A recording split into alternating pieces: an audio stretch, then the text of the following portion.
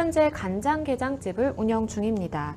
배달 앱에서도 음식을 팔고 있는데 얼마 전 어떤 고객이 간장게장을 먹고 난 후 식중독에 걸렸다면서 악플과 함께 별점 테러를 했습니다. 그 고객은 간장게장 사진과 약봉지 사진도 함께 올렸는데요. 저는 너무 놀라 해당 고객에게 사과와 함께 보상을 해드리겠다라고 했는데 그 고객은 위자료도 지급을 해야 한다며 터무니없는 보상금을 요구했습니다. 그런데 그 고객이 올린 사진을 자세히 보니까 너무 약봉지에 쓰여 있는 날짜가 이 리뷰를 올린 날짜와 무려 2달이나 차이 나는 것으로 확인이 됐는데요. 그 고객 때문에 매출도 확 떨어지고 가게 이미지도 나빠졌는데 도저히 그냥 넘어갈 수가 없습니다. 이 나쁜 고객을 법적으로 처벌할 수 있을까요?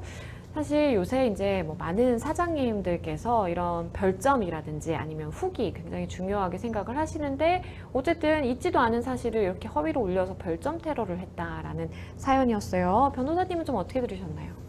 예, 지금 사연 주신 분은 이제 간장게장업입니다. 음식업이죠. 음식업 같은 경우에는 식중독이 매우 매출에 엄청난 영향을 줍니다. 네. 내가 거기서 간장게장을 샀는데 식중독에 걸렸다. 그러면 거의 매출이 거의 안 된다고 봐야죠. 그래서 그렇죠. 너무 이 사건은 지금 안타까운 사연입니다.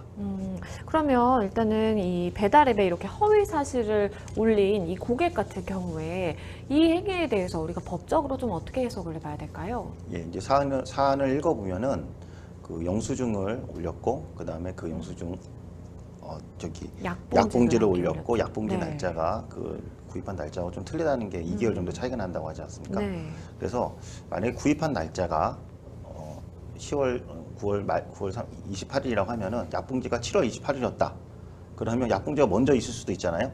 그러면 이 사건은 전혀 관계가 없게 되는 확실한 증거가 되겠죠. 네. 그리고 만약에 9월 28일 날 간장게장을 샀는데 약봉지가 11월 28일로 돼 있었다. 그러면 2개월의 차이가 나잖아요. 근데 2개월 있다가 식중독이 날 리는 없죠. 그렇죠. 그렇기 때문에 인과관계 떨어진다고 생각을 하시면 될 것 같습니다. 그래서 지금 같은 경우에 약봉지 날짜가 식중독을 일으켰냐 안 했냐는 매우 중요한 증거가 됩니다. 근데 그게 우리가 봤을 때 전혀 인과관계에 맞지가 않는다는 거죠. 그렇기 때문에 이 문제는 지금 허위사실 유포에 해당될 가능성이 매우 높습니다. 허위사실 유포에 해당되겠다라는 말씀을 해주셨어요. 근데 사장님 입장에서는 일단은 아니 내가 식당을 운영하고 있는데 음식점을 운영하고 있는데 내 업무를 좀 방해한 것 같고 그리고 이거는 뭔가 거짓으로 사람을 속인 거니까 사기에도 해당되지 않을까 이런 질문들을 주셨는데 좀 하나하나 설명을 해주시죠. 예, 식중독을 걸렸다라는 걸 입증하기 위해서 약봉지로 사진을 올려놨습니다. 이게 위계에 의한 자신의 식중독 걸렸다라는 걸 증명하기 위한 방법입니다. 그래서 지금 식중독 걸렸다라는 허위사실 유포에 해당되고 그 다음에 이 식중독이라는 허위사실 유포를 좀 더 신빙성 있게 하기 위해서 약봉지를 사진을 올려놨습니다. 그렇기 때문에 이건 또 위계에 의한 방법을 사용했습니다. 업무 방해죄는 허위사실 유포, 그 다음에 위계, 그 다음에 위력에 의한 이 세 가지 방법에 의해서 처벌됩니다.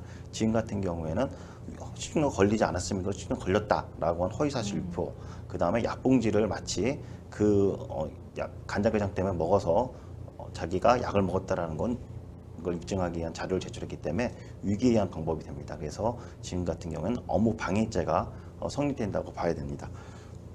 예, 그리고 지금 같은 경우에 또 위자료를 또 요청을 했어요. 그렇죠. 예, 그래서 그 거짓말로 속이면서 그러니까 위기에 의한 방법으로 돈을 달라고 했기 때문에 사기에 해당됩니다. 아직 근데 위자료를 현실적으로 받았으면 사기 기수가 되는데 아직 위자료를 받지 않은 상태이기 때문에 사기 미수가 됩니다.